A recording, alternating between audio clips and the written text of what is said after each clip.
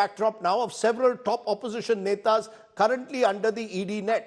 Hemant Soren, just resigned a few minutes ago, was grilled by the ED for hours in a money laundering case and is to be arrested shortly he's in ED custody now.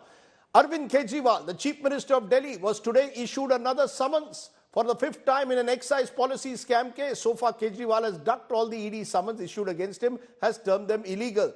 Then you have Tejasvi Yadav, the former Deputy Chief Minister of Bihar. After Nitish Kumar's U-turn, ED grilled Tejasvi yesterday in a lands for job scam. He was grilled for over 9 hours. Let's go to Maharashtra. Shiv Sena UBT MP, Sanjay Raut's brother, Sandeep Raut, was grilled by the ED in an alleged khichdi scam.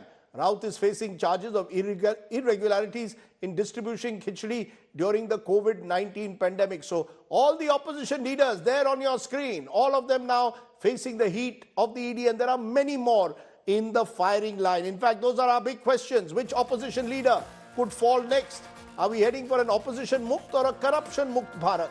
Anti-corruption drive or washing machine politics? Does ED only function in opposition-ruled states? All of this, of course, coming against the backdrop of the final session of Parliament that's begun today. I'm joined at this moment by Sudhanshu Trivedi, the BJP's MP and one of their top spokespersons. Sushmita Deb is of the Trinamool Congress. Jaiprakash Narayan is founder Lok Satta, which works on corruption issues. And Ami Yagnik of the Congress. Thank you all very much for joining me at this moment. Let's get in reactions from all of you at the moment. And you know, Ami Yagnik, it's your government there in Jharkhand. I want to understand from you, Ami Yagnik ji, do you accept that the ED doesn't go into a case like this without some prima facie proof? You don't arrest a sitting chief minister unless you have prima facie proof. So Hemant Soren can't simply claim that I'm being made a scapegoat.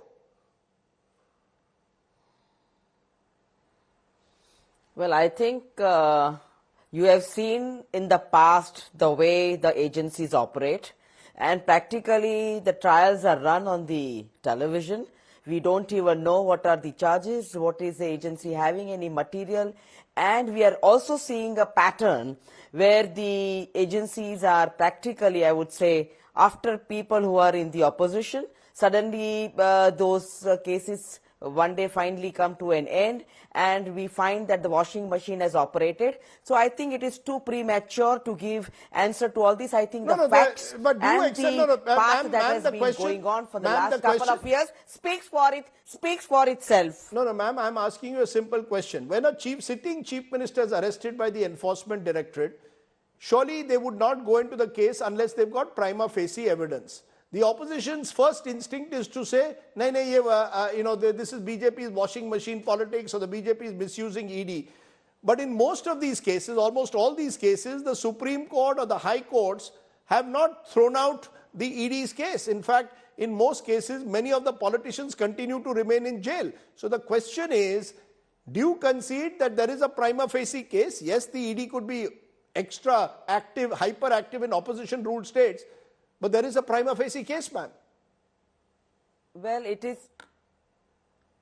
I think I cannot say anything unless and until where you say the word evidence, but the evidence cannot be at this stage. It can be some prima facie material, or something on record in order to for the agency to go after somebody, whether the person is the chief minister or whether the person is a sitting minister in the union government or anyone. But there might be some material. We do not know what the agency has, but it cannot be termed as evidence because it has to pass through the crucial test of the court.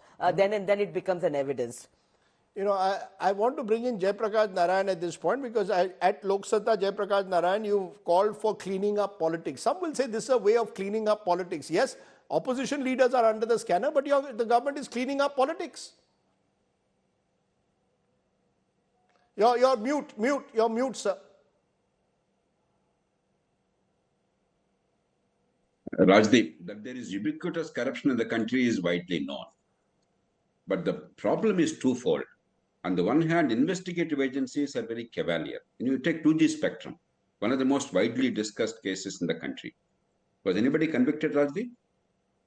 After all that hullabaloo? There is no question that mischief has happened. May not be on the scale that the CAG talked about. And it may not be corruption that is proven, though we all assume, but the irregularity in allocation, the malafide is very clear. That's why I, along with many others, went to Supreme Court and got them cancelled, the 122 licenses. And Supreme Court gave an order mandatorily ordering competitive bidding. But is there any conviction anywhere? So the problem is on both sides, a cavalier approach to rule of law from the governing party or the investigative agencies, and a certain permissiveness, a casualness, a sense of impunity on the part of the people who actually are guilty and very often of corrupt behavior. Right.